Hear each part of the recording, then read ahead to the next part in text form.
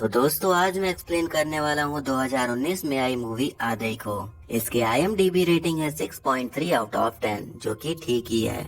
ये कहानी एक लड़की की है जो एक बिल्डिंग में बिना कपड़ों के फंस जाती है। अब ऐसे सिचुएशन में उसके साथ क्या होता है और वो कैसे इससे निकलती है वो हम मूवी में देखेंगे। लेकिन इससे पहले अगर आप हमारे चैनल पर नए हैं तो नीचे लाल कलर से लिखे सब्सक्राइब को दबाकर ग्रे कर दें। इससे आप हमारे चैनल से जुड़ जाएंगे और आने वाली वीडियोस को देख पाएंगे। तो मूवी की शुरुआत में हमें एक कहानी बताई जाती है जिसमें कि पुराने जमाने में पहले निचली जात की औरतों से ब्रीज टैक्स लिया जाता था। उसका विरोध करने के लिए एक नंगेली नाम की लड़की सामने आती है, पर उसे लोग धमकाने लगते हैं और ब्रीज टैक्स मांगते हैं, लेकिन नंगेली अपने ब्रीस्ट को काट कर ही रख देती है। उसने अपना त्याग कर दिया होता है इस प्रथा को मिटाने के लिए।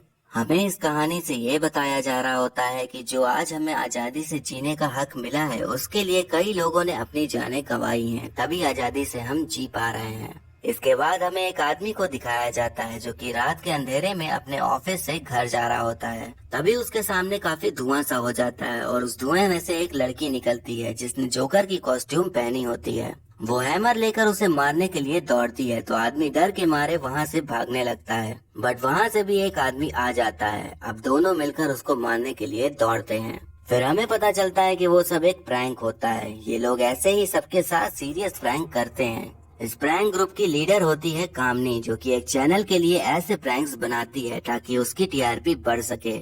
कामनी को कोई मतलब नहीं होता कि उसके प्रैंक से किसी को प्रॉब्लम हो रही है या नहीं, वो बस अपने शो के लिए कुछ भी करती है और उसको चैलेंजेस लेना बहुत पसंद है। इसके बाद हमें ग्रुप के 3 मेंबर्स को दिखाया जाता है जिनका नाम होता है गौरी, सुकुमार और आकाश। ये सब आपस में बात कर रहे होते हैं, तभी उनका बॉस आकर उनको बताता है कि जल्दी अपना काम खत्म करो क्योंकि ये सारा ऑफिस दूसरी बिल्डिंग में शिफ्ट हो रहा है। इसके बाद हमें कामनी को दिखाया जाता है जो कि बस सोकर उठी होती है। कामनी की माँ चाहती है कि वो कभी तो साड़ी पहने, थोड़ा सभ्य तरीके से रहे और प्रैंक करना छोड़कर एक अच्छी सी न्यूज एंकर बन के दिखाए, बट कामनी उनकी उम्मीदों से बिल्कुल ही अलग होती है। वो बस अपनी दोस्ती यारी और मौज मस्ती में ही रहती है।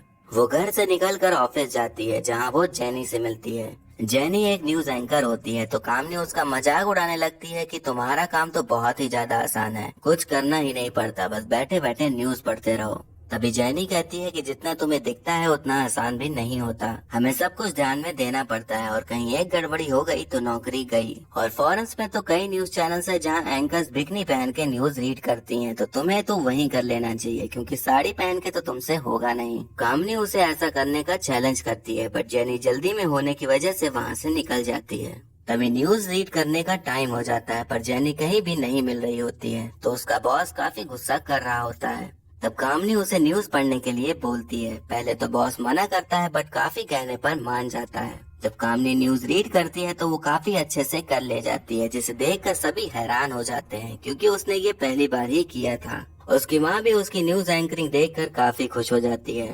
तभी जेनी पसीने में लिपटी वहाँ पर आती है। वो कामनी को न्यूज पढ़ता देख रिलैक्स होती है और बताती है कि किसी ने उसे बाथरूम में बंद कर दिया था, पर उसे पता नहीं होता कि ऐसा किसने किया। अब बिल्डिंग पूरी तरह से खाली हो जाती है और वो सब बिल्डिंग के बाहर खड़े होते हैं और इस बिल्डिंग में बिताई अपनी यादों को याद कर रहे होते हैं।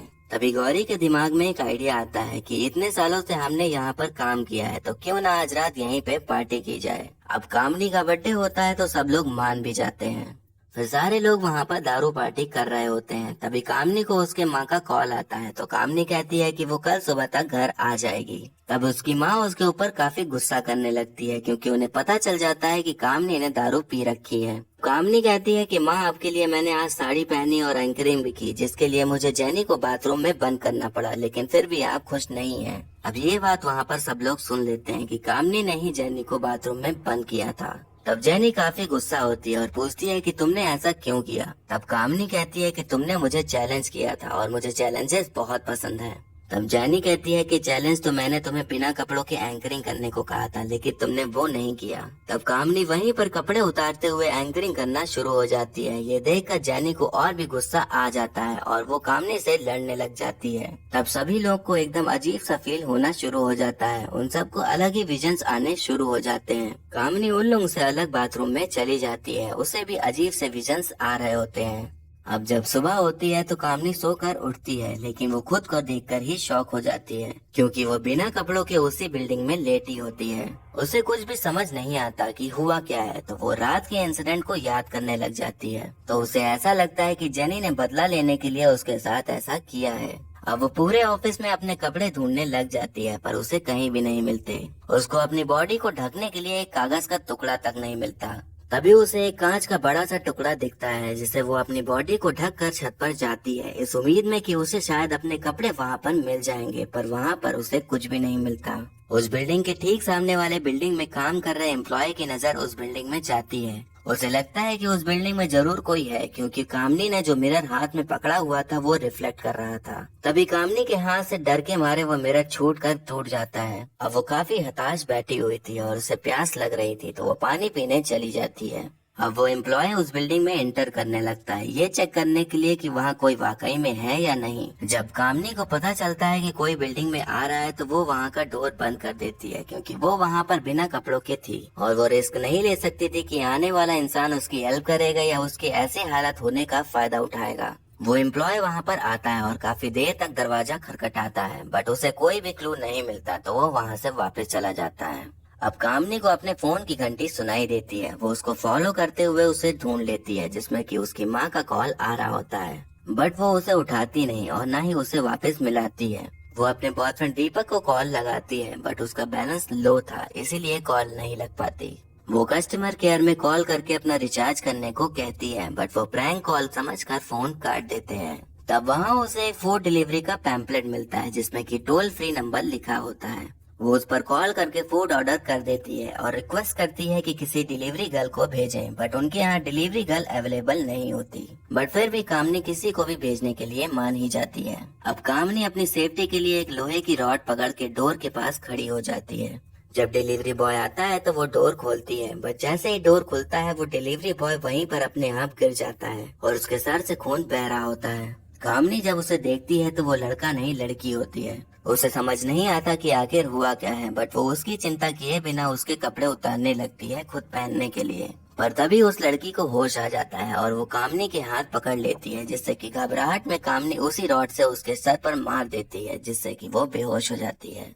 अब उस बिल्डिंग में दो आवारा लड़के मस्ती करने के लिए घुस आते हैं, पर वो जब ऊपर आते हैं तो देखते हैं कि एक लड़की की लाश पड़ी हुई है। कामनी उन्हें देखकर छुप गई होती है। वो लड़के अब पुलिस को इन्फॉर्म कर देते हैं। पुलिस वहां आकर पूरे बिल्डिंग की छानबीन करना शुरू कर देती है और लड़की की बॉडी को हॉस्पिटल भिजवा देती है। कामनी किसी भी तरह से उनसे बचकर छुप रही होती है। रात होने पर वो बाहर निकलती है तो देखती है कि दो पुलिस वाले उसी बिल्डिंग में रुके हुए हैं। तभी पुलिस वालों को कोई कॉल आ जाता है और वो वहाँ से निकलने लगते हैं। बाहर जाकर एक पुलिस वाले को ऐसा लगता है कि उसने किसी को बिल्डिंग में देखा है, तो वो दोबारा वहाँ पर आकर छानबीन करने लग जाता है। कामनी उससे छुपते छुपाते उससे बच ही जाती है और वो लोग वहाँ से चले जाते हैं।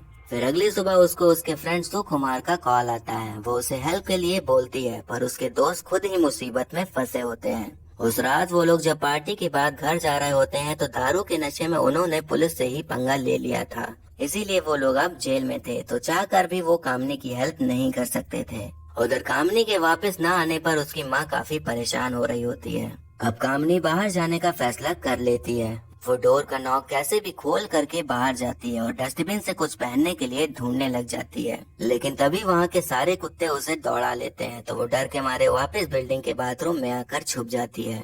अब कामनी की माँ पुलिस स्टेशन पहुँच जाती है उसकी मिसिंग की रिपोर्ट लिखाने के लिए, और वहीं हम देखते हैं कि उसके दोस्त पुलिस से पिट रहे होते हैं, क्योंकि उस रात उन्होंने पुलिस की एक वीडियो भी बनाकर सोशल मीडिया पर डाल दी थी।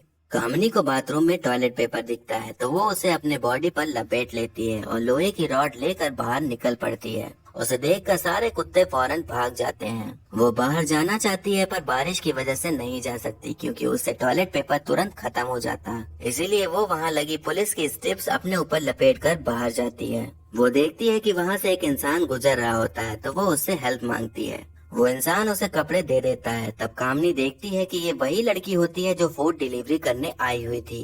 अब उन दोनों में काफी भयानक लड़ाई शुरू हो जाती है। कामनी पूछती है कि उसने उसके साथ ऐसा क्यों किया। तब लड़की बताती है कि तुम्हारी ये प्रैंक करने की वजह से मेरी लाइफ का 1 साल बर्बाद हो गया। फिर वो अपनी कहानी बताती है कि वो एक दिन जब अपने यूपीएससी का एग्जाम देने जा रही थी, तब उसने एक लड़की को रोड पर देखा जो कि जख्मी थी।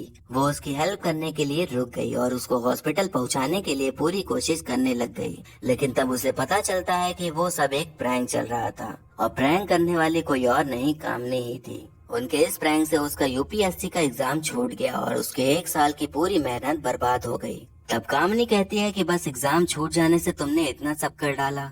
तब लड़की कहती है कि तुम्हारे लिए होगा ये छोटा सा एग्जाम। इस एग्जाम को पास करने के लिए बच्चे अपनी जी जान लगा देते हैं। कुछ लोग तो अपनी जान ही दे डालते हैं अगर वो क्लियर नहीं हो पाते तो। वो ये भी बताती है कि एक दिन उसकी माँ रोड पर बेहोश हो गई थी और एक लड़का जब उसकी मदद करने आया तो उसने सोचा कि प्रैंक चल रहा है, तो वो उसकी मदद करने के बजाय फोटोज खींचने लगा। सिर्फ तुम्हारी इन सब हरकतों से लोग अब रियल और प्रैंक में फर्क भी नहीं जान पाते। प्रैंक वो नहीं होता जिससे कि लोगों की लाइफ में प्रॉब्लम होने लग जाए। तुम जैसे लोग सिर्फ अपने लाइक और फॉलोअर्स बढ़ाने के लिए कुछ भी करने के लिए तैयार हो गए हो। तुम लोग ये भी नहीं देखते कि जो कर रहे हो उसकी वजह से किसी और को भी नुकसान हो सकता है। वो कहती है कि जो फ्रीडम तुम्हें मिली है उसका मिसयूज करना बंद करो। मेरा एग्जाम क्लियर नहीं हो पाया, इसीलिए मैं फूड डिलीवरी गर्ल बन गई। फिर एक दिन मैंने तुम्हें देखा तो मैंने सोच लिया कि तुम्हें ये रियलाइज जरूर कराऊंगी कि जब खुद के साथ ऐसा होता है तो कैसा फील होता है। वो ये भी कहती है कि एक टाइम में लड़कियों ने अपने बदन को ढकने के लिए लड़ाई लड़ी थी और आज लड़कियां अपने बदन को दिखाने के लिए लड़ाई लड़ रही हैं। ये सेंटेंस उसने इसलिए कहा था क्योंकि उसने बिल्डिंग में कामनी को ये कहते हुए सुन लिया था कि उसे चैलेंजेस बहुत पसंद हैं। वो चाहे तो बिना कपड़ों के पूरी रात इस बिल्डिंग में रह सकती है, इसीलिए उसने उसके साथ ऐसा किया था। और यही हमें पता चलता है कि डिलीवरी गर्ल का नाम नंगेली होता है। वो कामनी से सॉरी भी बोलती है क्योंकि वो उसके साथ कुछ बुरा नहीं करना चाहती थी। अब कामनी को अपनी गलती का एहसास हो गया होता है तो वो कुछ भी नहीं कहती और उसे गले लगा लेती है।